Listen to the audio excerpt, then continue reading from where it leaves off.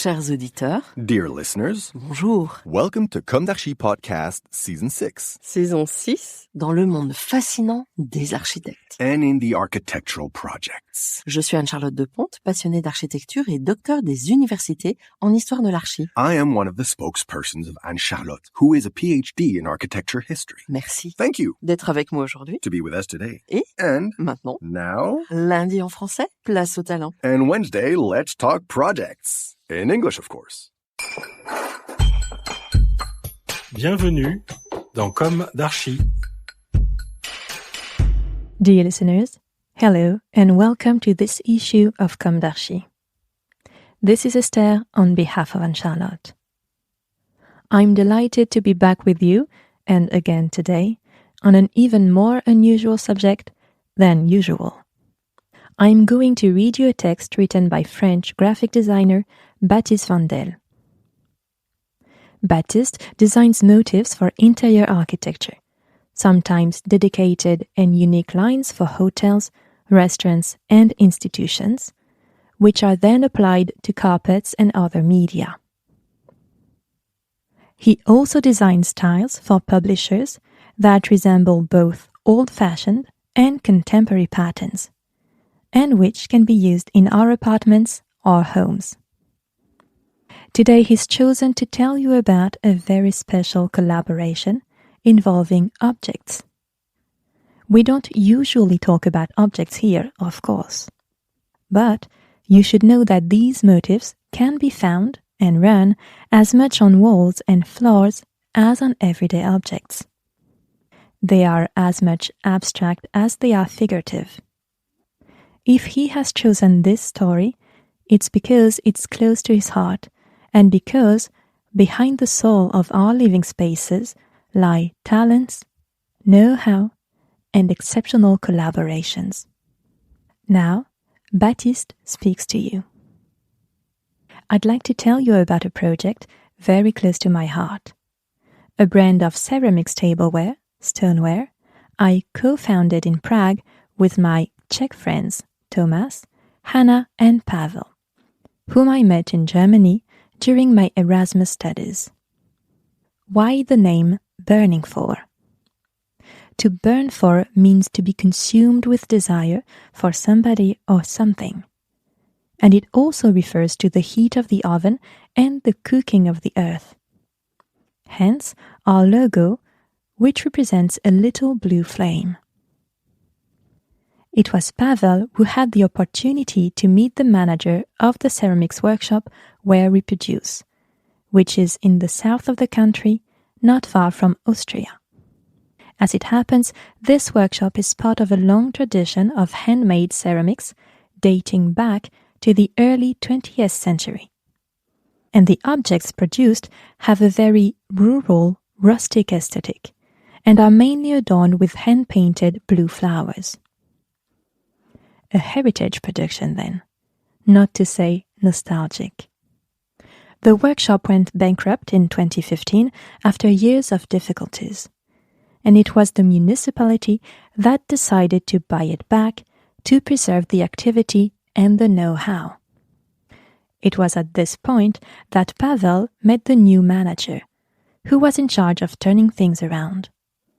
And the idea quickly occurred to him to put me in touch with these craftsmen to consider a collaboration. We had no ambition to save the workshop with our products, but we really liked the idea of using these traditional, artisanal skills to produce something contemporary. In addition to the traditional contemporary aspect, we also really liked the European journey this represented, between France, Germany and the Czech Republic, and the story of friendship, as this project enabled us to keep in regular contact despite the distance. So Tomáš, who is an architect and designer, created the first shapes of plates, bowls and cups, as well as the plaster molds for production. Pavel is in charge of organization and sales, while Hana handles the accounting and financial side.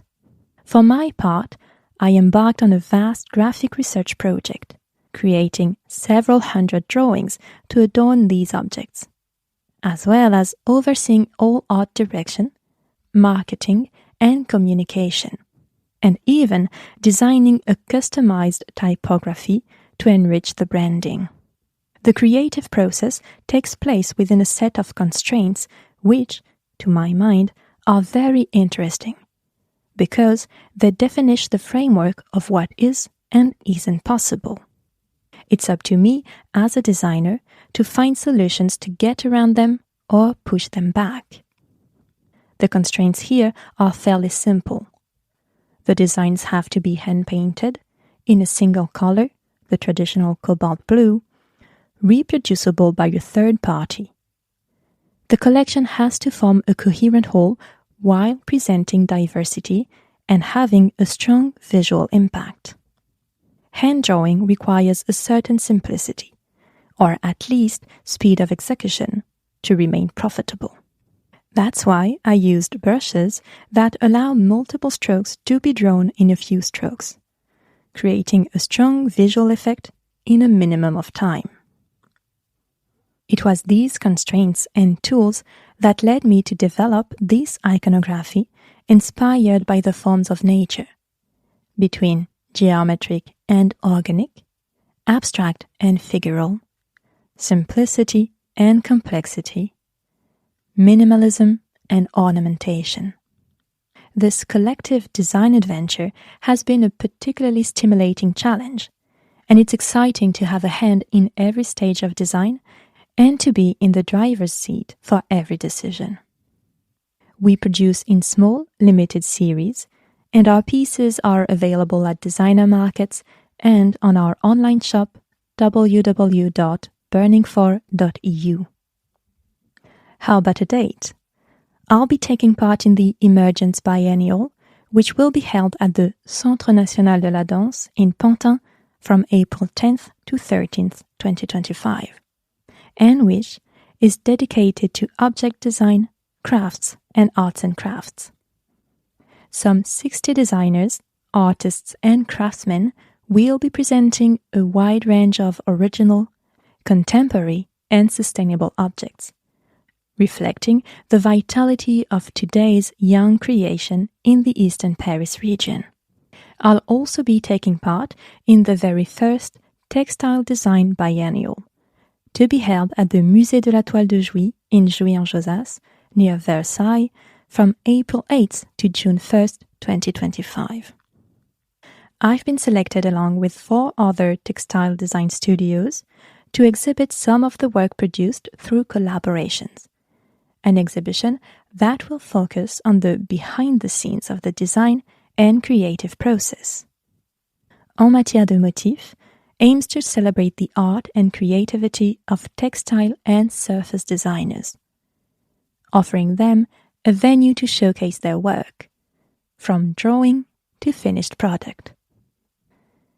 Dear listeners, thank you for tuning in. Let's meet again next week for a new issue, this time 100% on architecture. And until then, take care of yourselves. Goodbye.